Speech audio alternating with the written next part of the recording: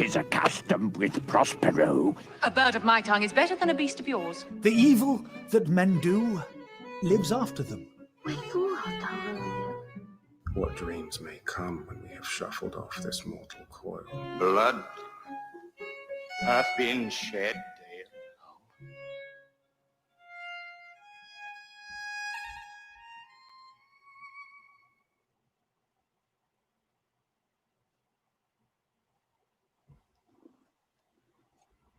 Welcome, everybody. How are you? Look at this. It must be a real kind of live talk show because now we actually have mugs. I don't want anybody to think the budget kind of suddenly went up that much for season 2. What budget, of course, just to kind of round out the Wayne's World of this all, you can look around our set. It remains the same down to the new and improved Iron Maiden poster, which, has taken on a life of its own. Welcome, everybody. How are you? I'm Tony Estrella. I'm the artistic director of the GAM Theater, and welcome to season 2 of Brush Up Your Shakespeare. I want to, thank a couple of people for kind of getting this back on track. First of all, in the control room. Well, we don't really have a control room, but our version of a control room. I want to thank John Del Sesto, who's putting all this together for us and has, also made the beautiful mugs, which maybe someday we'll have merch for this thing. Who knows?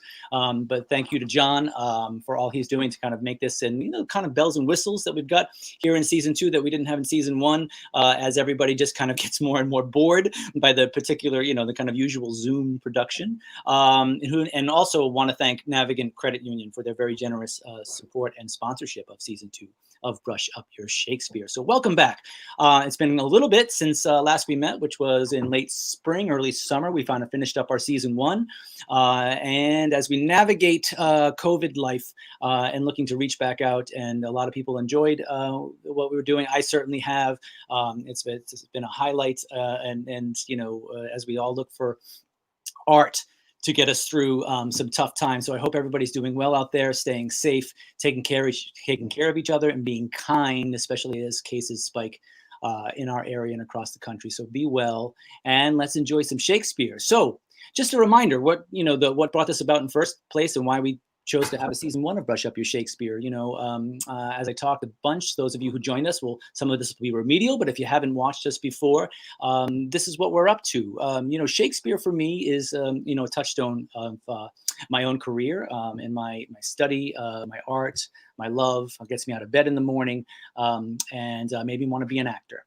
And of course, those of you who are GAM supporters and you've come here regularly over many years will know that Shakespeare is one of the tent poles that kind of holds us up. It's one of the things that we've become known for and really helped to establish the identity of the theater, and we've been, as we often talk about, is doing epic plays in an intimate space, even though it's been, over the years, it's grown slightly less technically intimate, but still up close and personal as we've grown. But one thing that happens all the time with Shakespeare and drives those of us who love Shakespeare a little bit crazy is that audiences are often will claim to be confused by it, or say it's not for me because I don't understand it, or because it's oftentimes you hear it's Old English, right? And it's not Old English, it's modern English. But because we've had many, we've had bad teachers in high school. And frankly, we have seen a lot of just plain old bad Shakespeare on stage, meaning it was unclear. It didn't reach us. It didn't make it feel like it was for us. It felt like it was from another time. We kind of tune out, our ears shut off. And those of us who love it say, no, it's the exact opposite. But realize that it's our responsibility. Those of us who make it, those of us who are charged with the responsibility, the great responsibility to put this work on stage, is to make sure that the audience can kind of lean forward into it and enjoy it and love it and hear it and know that it is for them, and it should be clear as a bell and uplifting and joyous and entertaining and all the things that theater should be. And it's not just for people who like to kind of sit in dark corners and read books. It's for all of us. It's the most populist of art in our art form.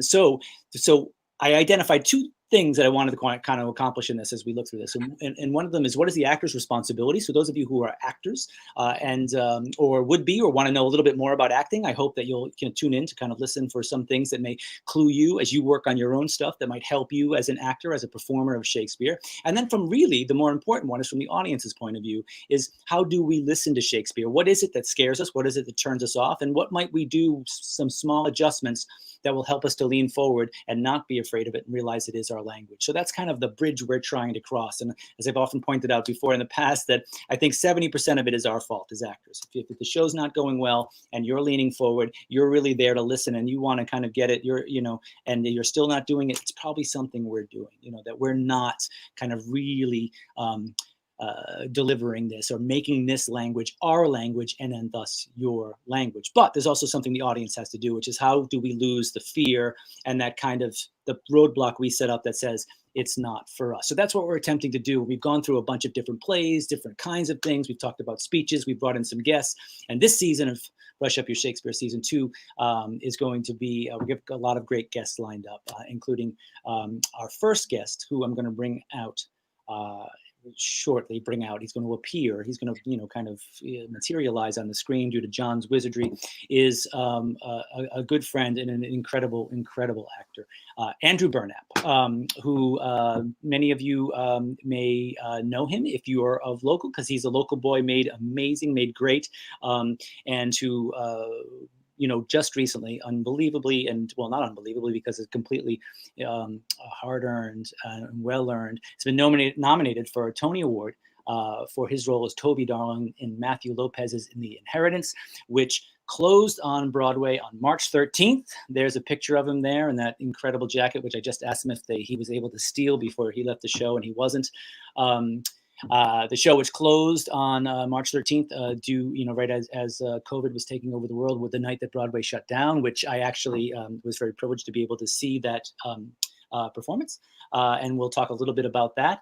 And he, of course, premiered the show in London. That it had a very, very long gestation process and started out in the West End of London, directed, of course, by Stephen Daldry and Justin Martin. He did that on Broadway, at first at the Young Vic Theatre and at the Noel Coward in the West End. Prior to that, Andrew was seen at the Geffen Playhouse, which is one of the great regional theaters out in Los Angeles. It's not only a movie town. In the West Coast premiere of Matthew Lopez's The Legend of Georgia McBride. His New York theater credits include the premiere of Nikki Silver's This Day Forward at the Vineyard, and the title role of Troilus and Cressida at the Public Theater, which we'll talk about. There's an image from that show, which we're going to have a good time talking about. His other credits include Williamstown Theater Festival and closer to home, of course, an incredible Valentine in Two Gentlemen of Verona with our friends up at the Commonwealth Shakespeare in Boston a few years back. And of course, he's got a bunch of TV and film stuff as well, and his career is on a skyrocket. But as I said, he is a local boy, made very good, and right now is actually added to his credits is actually teaching at the University of Rhode Island. So while for those students there, he's teaching acting there, and he's going to teach us about some Shakespeare tonight. He's also a graduate of both the Yale School of Drama and his alma mater, where he's teaching now, where we first met, and the University of Rhode Island. So, ladies and gentlemen, we're going to welcome Andrew here as he's going to materialize. There he is. Hey, Andrew, who I think is in where were you, in South Kingston? I'm in South Kingstown. Yes, sir. Kingston. Yeah. So welcome, my friend. How are you, and how are you weathering COVID? Oh, it's tough. First, thank you so much for having me. Much of what I say here tonight with you was very much learned by you. So thank you to Tony. Thank you to the GAM. Grew up watching the Legends of Rhode Island acting their faces off in Pawtucket and also in Providence at Trinity Rep. So I owe everything to the giants who came before me, and you are certainly one of those. COVID has been tough. Mm-hmm. There is nothing like realizing a dream to be on Broadway and then moving back in with your parents. It is a humbling experience. Nonetheless, I'm grateful for that, being able to be with my parents. But, it is hard. Our job is to parse through the complications of life and to articulate that on a stage to an audience. And we're not able to do that. We're not able to gather in any way, shape, or form to figure things out together. And that's very, very difficult. I'm sure many people watching feel the same. But nights like these, moments like these, conversations like these sort of keep that flame alive. So thanks for having me. Yeah, well, thanks for being here, man. And two questions about The Inheritance.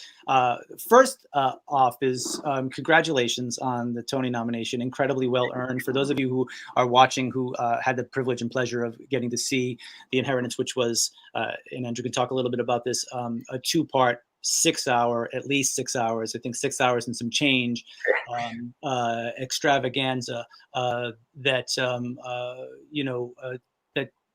yeah, I mean, I can't imagine the marathon that it was, the amount of time that you put into it. I'd love to hear a little bit about that and what it's like to be nominated for a Tony Award. It's unbelievable, as lead actor in a play. And it's like, those of you who, if you've seen the nominations this year for the Tony nomination, it's like Andrew against the entire cast of the X-Men, basically. Or something, Marvel comic superheroes. I don't know what it is, but there's a lot of, kind of crazy big names up there. But, having, again, seen this performance, and not just because I love him, but because it's one of the most extraordinary things I've ever seen someone do on stage, especially over that time. And I don't, by the time we got into halfway through Act 3, the second part of the show, the second 3 hours, watching what you were going through with that cast and what you were giving to an audience. And we're going to try to connect this back to Shakespeare and all of that later in the show. But how has that been? What has it been like? What was it like? And now that it's kind of, you got a little bit of distance on it. Sure. It was certainly not the easiest thing in the world. One of the greatest quotes of all time that was told to me about acting is acting is simple, but it's not easy. And that was sort of redefined for me with this experience. I mean, being able to sit with a play for close to 3 years is an actor's dream. To be able to fully articulate a story night after night after night for a long time, and to learn about your relationship with an audience as an actor, I think that was, it's paramount to how I identify as an actor. The lessons that I learned just through the relationship with the audience were sort of beyond articulation in terms of its value. That being said, there were times where you'd wake up and you really don't feel like doing 7 hours of acting today. Yeah, right. And that speaks to technique. How do you play Hamlet when everything in your life is going pretty well? How do you step onto a stage and articulate joy when you feel there's very little joy for you to draw on? It all circles back to an actor in training. Now, to be nominated for a Tony is, it's incredible. Any sort of validation of work, any recognition of work, I think should be taken and celebrated. At the same time, it's not the reason we do it, right? I will say that though that day where the nominations were announced was filled with love and celebration and profound joy and a sense of relief in a way, it does not compare whatsoever to the stories and the faces of those who were greeting us outside of the stage door. There were things, stories that were told, people that are burned into my memory of those saying, you brought back someone tonight that I haven't seen in 30 years on that stage. You allowed me to grieve this person that I haven't yet. And then on the flip side also I saw myself on that stage for the first time in years. Those reactions, seeing someone actively moved from a stuck place, sitting in a theater, there is no award on planet Earth or any other planet that we know of that compares to that. So Tony Award is great. thank you so much. I feel so honored and humbled. But those stories, those experiences, those people, those are the real award for sure. Yeah. Having been there that last night, which was a Wednesday, so it was a 2-show day, and having watched both parts, and then waiting afterwards to see you out on the outside the stage door. And I know the COVID stuff had already been, was taking over, and would you learn a few hours later that it was going to be shut down? That I do remember one of the most profound things, not only being moved inside the theater from the reactions to the show and how deeply personal it was for the audience, but watching you,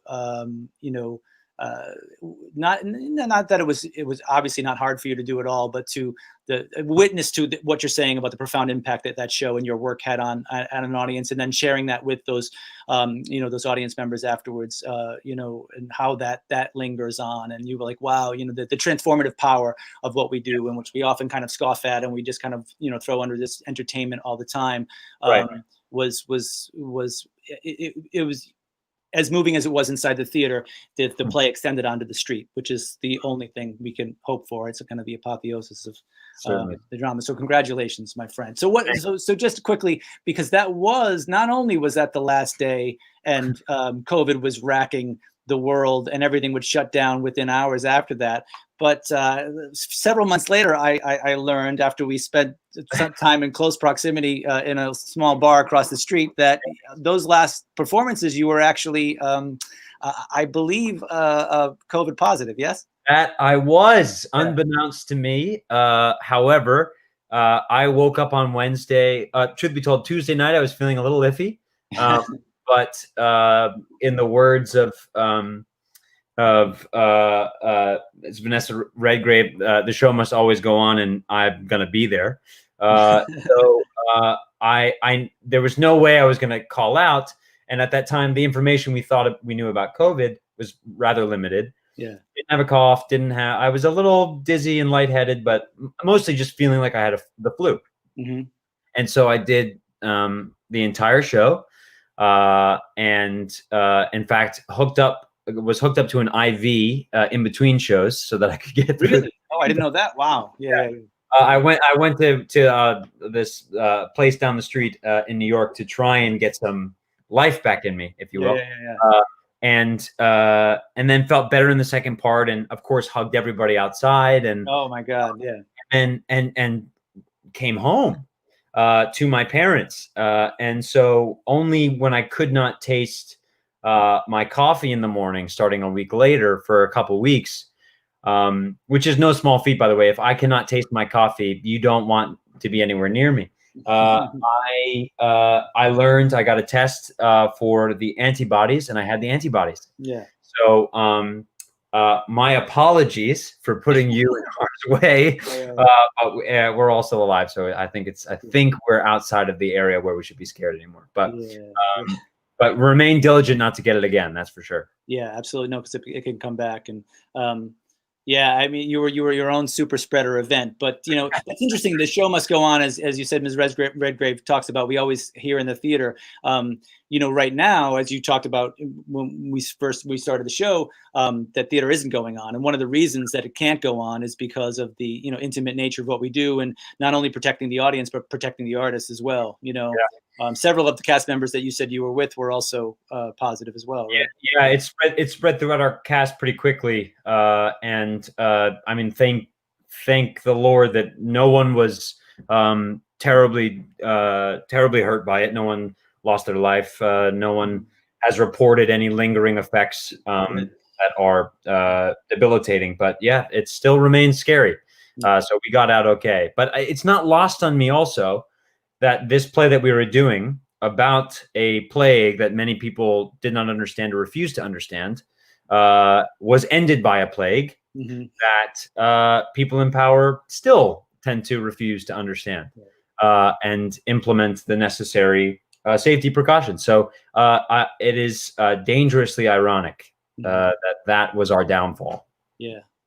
And, plagues have been shutting theaters down for centuries, which Sure. is the best segue I can come up with to back us up about 4 centuries and into Shakespeare's time, which he was constantly, constantly being shut down for the plague in the middle of runs and everything else, and then having to leave London and go make some bucks out on the road or whatever they could do, because it was a public health hazard. I mean, we're complete wimps compared to these people. We should look into Shakespeare's task force. Yeah, right.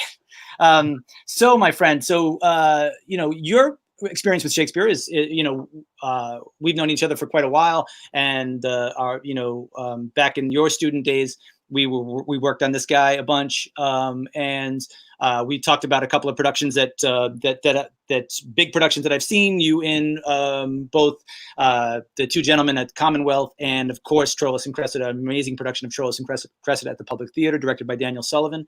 And also that was your second show in the Park, in Shakespeare in the Park, and the year previous was with John Lithgow as King Lear, right? Yes, which was the first. My experience with King Lear was the first time that I was in a show watching Titans every day rehearse that show.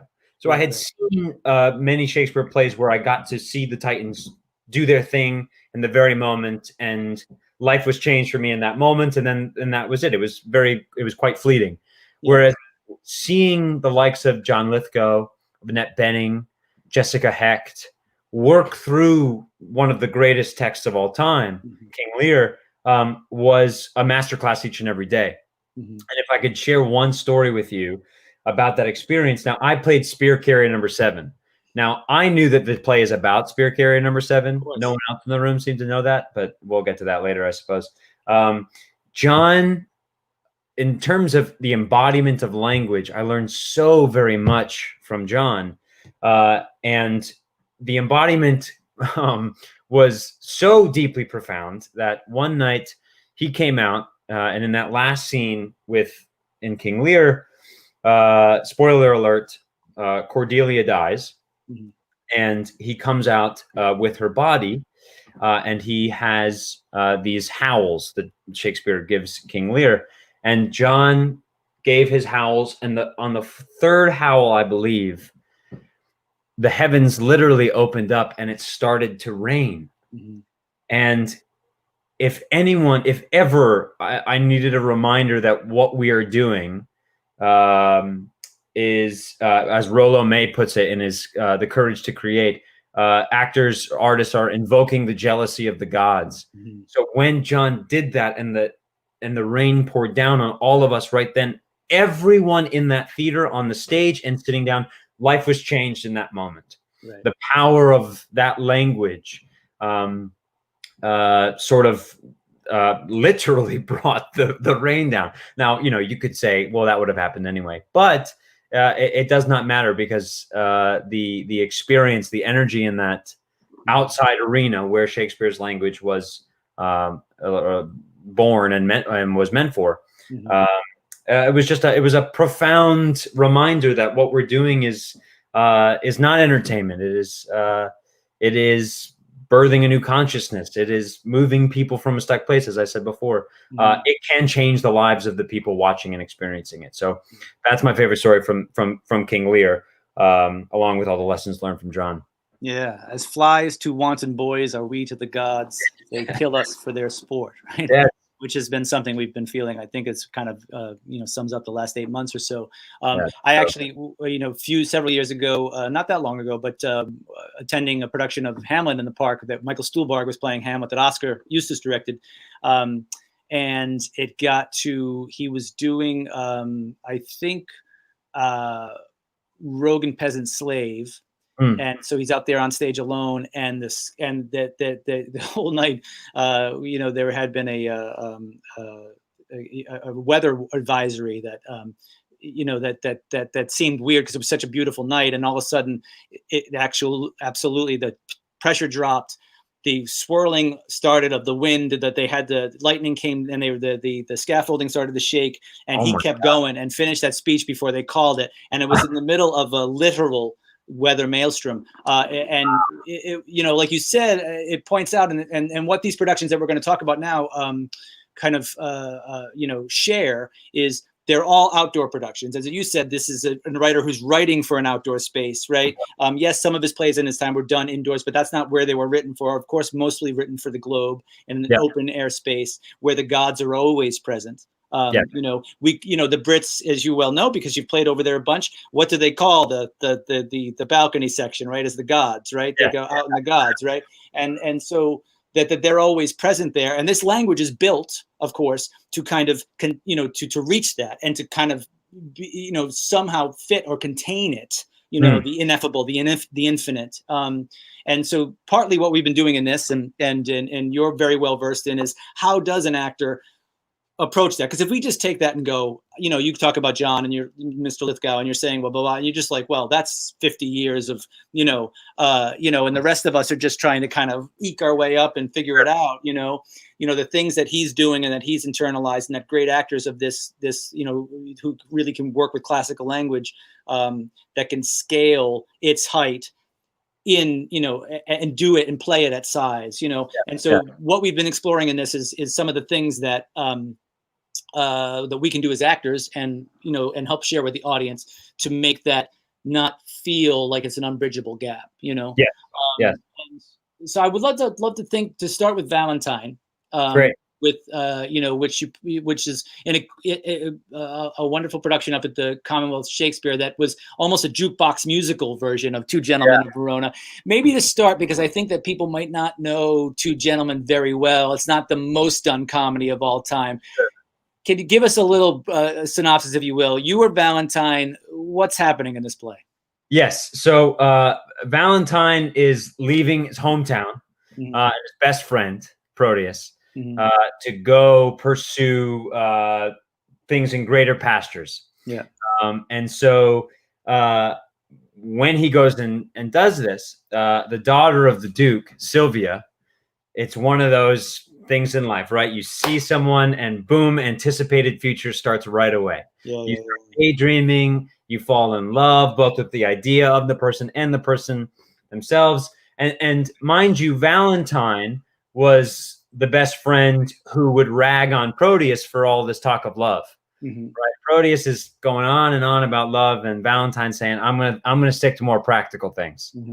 I'm gonna make some money, and I'm gonna up my status in society. Love is not for me. Until he sees Sylvia, right? We all say that we're I'm gonna be single for the rest of my life until you meet that person. And then Valentine has decided that Sylvia is the one, but he's nowhere near her sort of social class. Right? My grandfather, before he passed, had a saying. He would whisper to my grandmother. This is according to my grandmother. I love you, Mimi. He would usually whisper over and say, NOCD, which means not our class, dear. And that's what the Duke would say about Valentine, right? Yeah. He's not, we don't, there's a guy named Sir Thurio. The Duke said, Sylvia, you're going to love him. He's the best. Sylvia wants nothing to do with him. Well, now Sylvia has a crush on Valentine. So it's almost a little, you could make some parallels to Romeo and Juliet in that sense, only in the sense that it's this secret love. Yeah. But the Duke is savvy. The Duke hears about what's going on, and basically calls Valentine out, and tries to say, "Hey, I have this lady that I'm in love with." The Duke says, "And how do you think I should woo her? How do you think I should make this move?" And Valentine, he basically tricks Valentine into telling him his entire plan. He has his ladder, he has everything, right? One of my favorite exchanges in all of the prose there is the Duke says, Valentine says, well, why don't you go up to her window? Yeah. And the Duke says, well, I don't know how to do that. And Valentine says, well, you could use a ladder. And the Duke says, meanwhile, I should say that Valentine has a ladder in his trench coat. A rope ladder, yep. And the Duke says, do you have a ladder that I could borrow? And Valentine turns around and says, when would you use it? So it just immediately shows his cards. Says, I have a ladder for you. I'll help you out. And the Duke says, okay, then give it to me. How am I going to hide it? You can hide it with a coat. The Duke says, I want to take your coat. finds this letter to Sylvia, and tells him, you have no chance with my daughter. In fact, if you don't leave this place right now, I'm going to tell the state to take you in and execute you. Right. So you can either leave, or you can die. Yeah. That's your choice. And so Valentine launches into this sort of figuring out what I should do.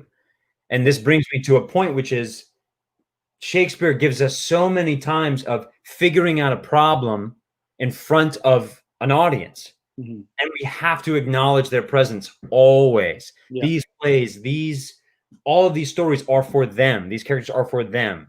You know, so often on stage, we have to act like the audience isn't there, right? We have to act like there's a fourth wall there. They don't exist. Shakespeare says, well, I'm not interested in that. We're going to acknowledge their presence the whole time. So Valentine starts to parse through his problem, which brings us to the Act 3, Scene 1 monologue. So would you mind taking a crack at this? We'll go through it, and then we're going to bring it up on screen after you do it. We're going to talk about the language. John, we'll bring it up. Let Andrew do it first, and then we'll bring up the text, and we'll talk about it a little bit. How about that? Great. Put you to work, my friend. All right. Here we go. It's been a long time. It has been a long time. That is for sure.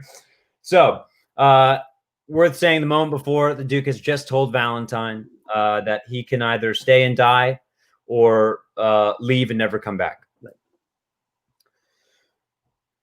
And why not death rather than living torment? To die is to be banished from myself. And Sylvia is myself. Banished from her is self from self, a deadly banishment. What light is light if Sylvia be not seen? What joy is joy if Sylvia be not by? Unless it be to think that she is by, and feed upon the shadow of perfection. Except I be by Sylvia in the night, there is no music in the nightingale. Unless I look on Sylvia in the day, there is no day for me to look upon. She is my essence.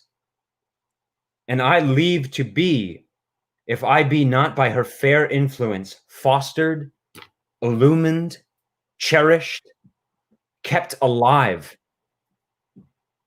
I fly not death, to fly his deadly doom.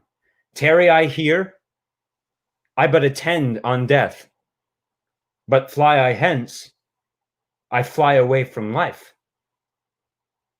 So much of this is what is so lovely about this speech is it brings us back to that first statement of this is a very simple speech, but it is far from easy. Yeah. Both the actor and the character are actively parsing through these ideas line by line. So it almost, as an actor approaching this text, there might be a pressure of, I have to be emotional here. Mm-hmm. Maybe I have to show that I'm heartbroken. Maybe I have to show that I'm confused. You can get rid of all of that preconceived notion and just go line by line and trust that Shakespeare has given us enough information and enough sort of a roadmap of clues of what am I doing in each line, that you get to trust that language beautifully. He gives you all of the stepping stones. So John, can you bring that up for us, the text? We're going to take a look at this text right now. So hopefully you can see that on the screen there. And what we've done is we've printed the speech that you just heard Andrew go through, which was marvelous, by the way. And I completely agree.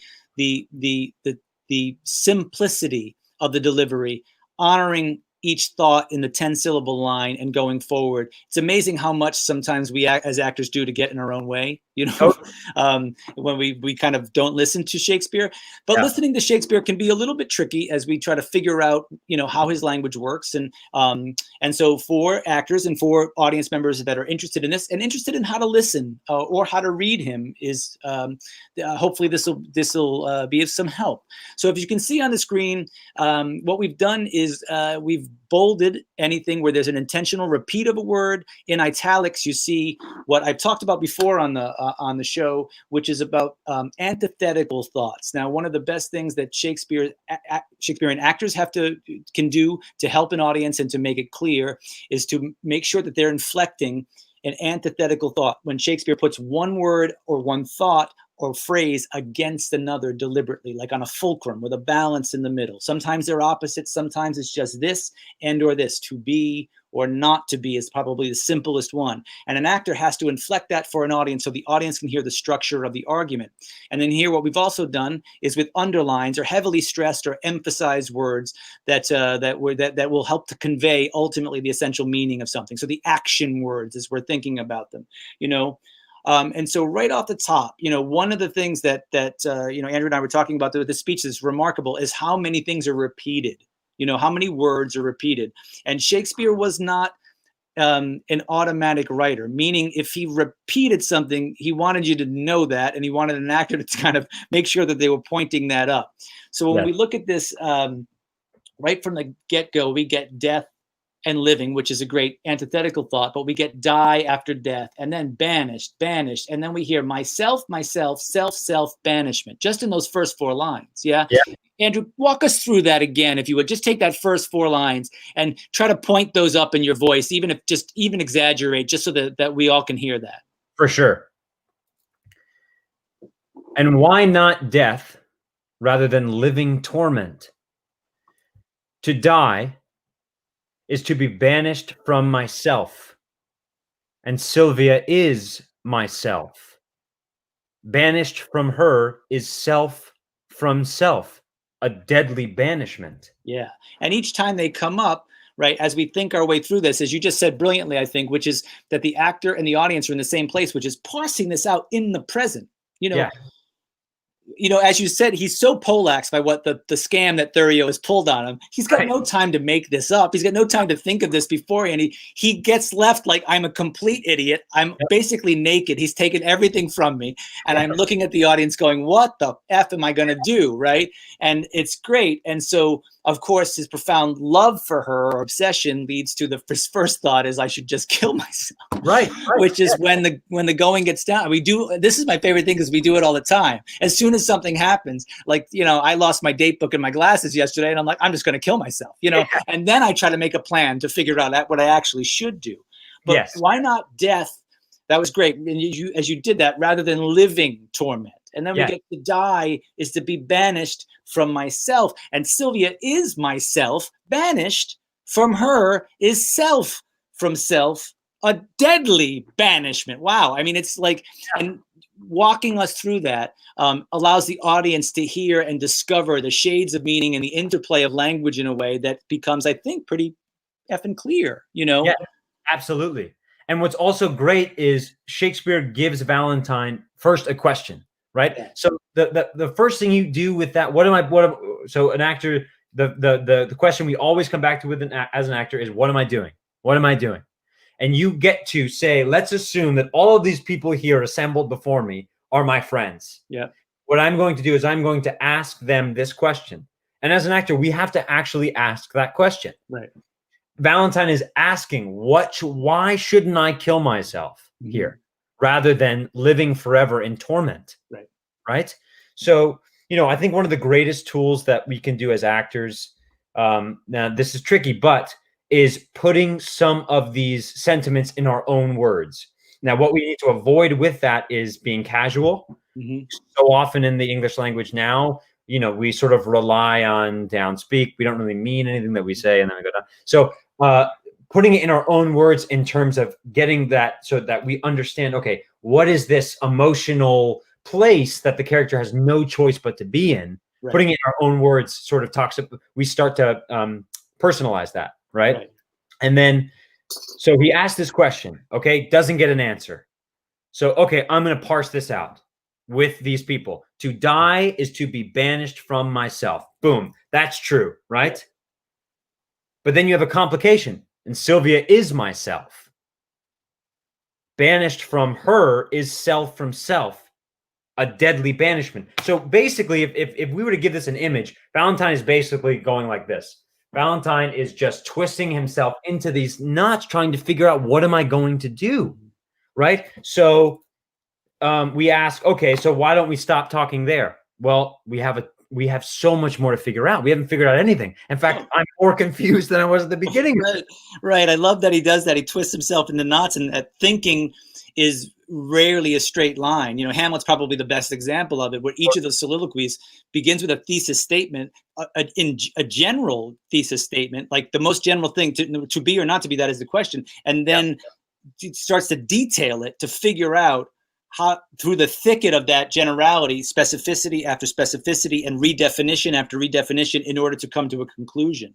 Yes. You know, so often as Shakespearean actors, we sometimes forget that we've got to think like lawyers. Like, what's the thesis statement, what's the argument, and the antithesis, and then what is the conclusion that we come to, the next building block of the story? You know, totally. I love also what you talk about how do we put this into our own words? You know what I mean? That sometimes people will say, you know, why does Shakespeare, it's all the blah, blah, blah, blah. And they're like, why don't they just say what they mean? Well, they are saying exactly what they mean. They just don't know what they mean until they create the meaning, right? And that paraphrase is important for us, you know, as actors, as part of our rehearsal process, to put it into our own words. But then the difficult, and I think that the most important thing that we as actors have to do for the audience is then not play our translation. Right. We've got to then put it back into Shakespeare's words and play what he actually wrote. So we can put a very general thought to make sure, thought by thought, we understand what it is. But then it's so much richer than that. We know that people don't come to Shakespeare necessarily. The plots are wonderful and great, but he stole them all, et cetera, and they're from other things. It's the richness of the language that people have been coming to the plays for 400 years. And I love this. There's a great text that I talked about it on here before, Barry Edelstein's book, Thinking Shakespeare. I don't know if you've ever read that or not. It's quite a great book. And he has a definition. Right here, baby. Oh, you got it. Yeah. I love this, where he says, in a sense, and this is a definition of Shakespeare. We say, what is Shakespeare? He says, in a sense, Shakespeare is a measure of the distance between the banality of the basic thought, which would be our paraphrase too, right? The basic thought, and the high artistry of the words that express it. You know, and so the extent to which we as actors, we translate into the banal thought, the basic thought, and then the distance we have to travel to get back to the high artistry of those words, that's Shakespeare. And that is what I think audiences always come for, you know. That's what they're there to hear, you know. And when we do botched attempts at sometimes translating him in production or adding words, it often falls flat on its face, because the ear just dies a little bit when we hear that switch from the rich and the ornate and the artistry of what he's doing, and because we don't trust it, right? And then bringing it down to something that doesn't quite measure up to what he's asking us to do, you know? Yes. And I think, you know, the reason why Shakespeare can potentially be so divisive amongst people who study it or see it, or is that Shakespeare has the capacity to both be the greatest thing you've ever seen in your life and the very worst. A bad Shakespeare play, or an irresponsible actor, or someone who just doesn't really know quite yet, it could be torture sitting in that, listening to this language that you have no idea what they're talking about. And then all of a sudden you're lost, and now you have to wait until the curtain goes up, or curtain comes down. At the same time, on the other side of that, there is nothing better than the specificity and, to borrow your word, richness of a well-articulated and clearly laid out argument in Shakespeare's language. I mean, all of Shakespeare's scenes are, you're either telling a story or you're trying to prove your side of an argument. And so to borrow your phrase of being lawyers, I mean, so many of these characters are their own lawyers, right? Valentine you could say Valentine is in a courtroom of his own thought right now. He is part, each side he is trying to find that answer in the middle, even if there is an answer to come to. Yeah. Right. So, and even in these four, we always have to ask ourselves as actors about this language is why this word right now? Right. Why are you using these words now is the fundamental question. Yeah. Yes. Yes. So put a different word in there and see how it sounds. And say, okay, he didn't use that word for a reason. He used this word. And what that word means to me, everyone has different associations with that word, but he used that word. We have to figure out why. Yeah. So to continue on, right? Yeah. If we say the conclusion is a deadly banishment, right? So not only, so now we have the worst case scenario, which is I'm dead both ways. Yeah. I'm either dead spiritually and emotionally, or I'm dead physically. Deadly banishment, right? It's now no longer death or banishment. It is deadly banishment. Right. So worst case scenario is realized. So then, okay, fine. What else do I know? What light is light if Sylvia be not seen? What joy is joy if Sylvia be not by? So here we have these more questions, right? Maybe I'll get an answer from somebody. Yeah. Maybe somebody will say, well, it's not going to be so bad, right? But we don't. You don't get that answer. Just to jump in for 1 second. Please. Some of you, that might be a very familiar line, even if you haven't seen this play. If you know Shakespeare in Love well, it's the line that is the beginning of the relationship between Joseph Fiennes, as Shakespeare, and Gwyneth Paltrow's character. She comes into audition for Romeo and Juliet, or Romeo and Ethel, the pirate's daughter.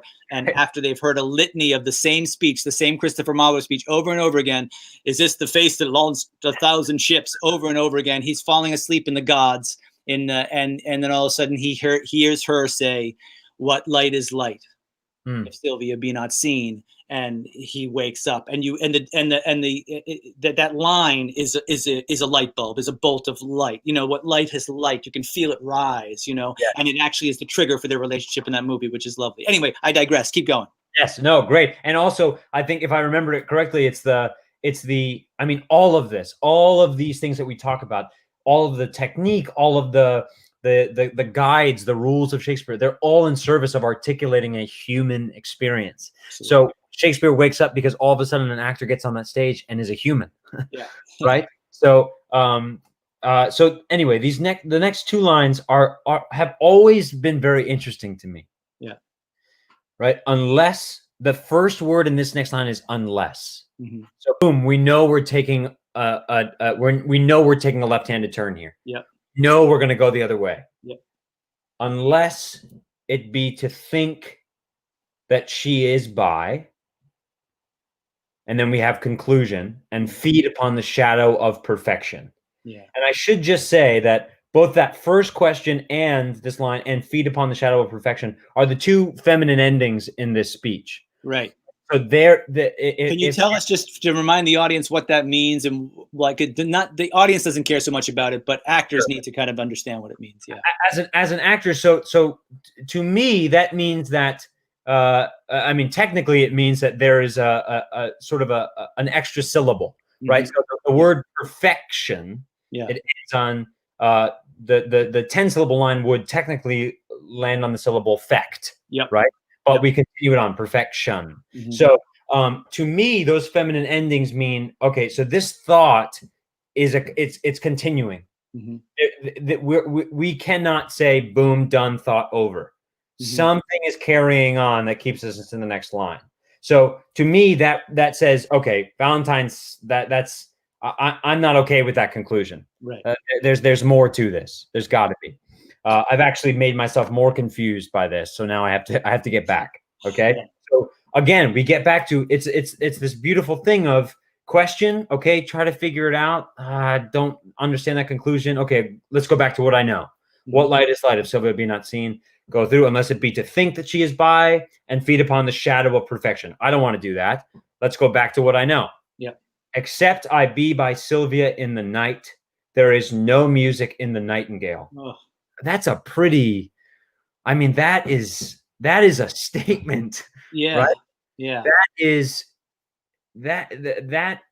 That to me is the point where the heart starts to break really in this monologue, is that he is coming actively in the line. He's coming to terms with the fact that I will not hear music from the nightingale unless Sylvia is next to me. And he reworks this. It seems, just striking me now, between the nightingale and banishment. And you were just talking about, you just mentioned Romeo for a second. And I think that this is all recurs in Romeo and Juliet. Now I'm trying to put these Romeo and Juliet as the second tragedy. Yep. Two Gentlemen is pretty early, right? Yeah. Yes. So I know they're probably in the same ballpark when he's writing them. I'm not sure, but you can see these ideas recycled in these, how he's coming back to them and refining them in different ways too, which I love. You know, this idea of love connected to the kind of organic processes of the sun and the moon and the stars and the planets, and then it's flora and fauna as well, right? And this thing about the nightingale, and there's that great thing in Romeo and Juliet where she's like, is it the nightingale? No, it's the lark, and it's the morning, and then there it is. It's like, oh no, we got to get out of here, because it's amazing stuff to see how these ideas percolate in his work and how it comes back. And also, just worth saying here, you know, as an actor, reading this as a young actor, the word nightingale might not be that juicy for you. Yeah. So it is our job to equate the nightingale with something as personally juicy that the nightingale is to Valentine. So in other words, I have to come up with something as the actor that is going to say, okay, this means everything to me. Except I be by Sylvia in the night, there is no music in the nightingale. What to me is so important in my life that I will no longer have if my equivalent to Sylvia is not next to me. Right. Yep. Then it goes on, right? That set so that we know, again, always come back to, why doesn't the speech end here? Right? There's more to articulate. I have not, right? Everything that we do, all of this stuff is in the direction of the unnameable. All of this stuff is trying to articulate the thing that cannot be articulated. Language is not enough. Not even Shakespeare's language is enough to articulate this. So unless I look on Sylvia in the day, and here's where we get really, I think is very interesting. There is no day for me to look upon. 8 syllables there are monosyllabic. What do we know about monosyllables? We are being as specific as possible. Right? So here is conclusion. There is no day for me to look upon. So this is what I now know, that if I can't look on Sylvia in the day, I'm not even going to wake up. It's not even worth it. You know? And so boom. And then there's even more. She is, and he doesn't say my love. He doesn't say she is my wife to be. She doesn't say she's my best friend. He says she is my essence. Talk about specificity of language, right? I mean, to say someone else is your essence, your counterpart in this world, is, I mean, you could focus on those 4 words for 6 hours and try and parse out what that is, right? And you also get to, as the actor, the follow Shakespeare's beat of the line. You don't have to know that you're going to say essence. She is what, and then he comes up with my essence. So you get to discover that at the same time that your friends in the audience discover that. Discovery. Thank you for bringing that up. And as again, for audiences and for actors, is, you know, it's really important for actors, because if the audience discovers with you, they listen harder. Because they don't know that you know what's coming next. Right. And versus when you know that an actor has memorized something and comes out, it is just kind of, even if it's well done and I can understand it, but they don't feel like they're quite coining it in the moment. You know, we get, oh, they know what they're doing already. They don't seem to be. And in discovery is creation. So when I have to come up with a word, essence, I was saying we were talking in class, down at URI, teaching some Shakespeare with a wonderful class, my students, and we've been working on Hamlet and some of the soliloquies, and in "Oh, that this too solid flesh," right, would melt, thaw, and resolve itself into a dew, is his first soliloquy. And we were talking about that, and I said, we were talking about word choice, and I said, why the word flesh and not the word skin. Mm. Or not the word hide. And then all of a sudden you just go, ooh, and then well, how does flesh make you feel? And what does it sound like? And the vulnerability of the word flesh versus the toughness of a word like skin, and that he's getting it, and you go, oh, right. That all of these words are being created in the moment for very specific purposes. And if we run through them by rote, automatically, we're not only doing a disservice to Shakespeare, but we're actually not inviting the audience to share. Yes. Absolutely. And as you say, it is in its form creation. And when we go to the theater, when we see live events, we want to see live events. Right. If you know everything you're going to say, you might as well just film it. Right.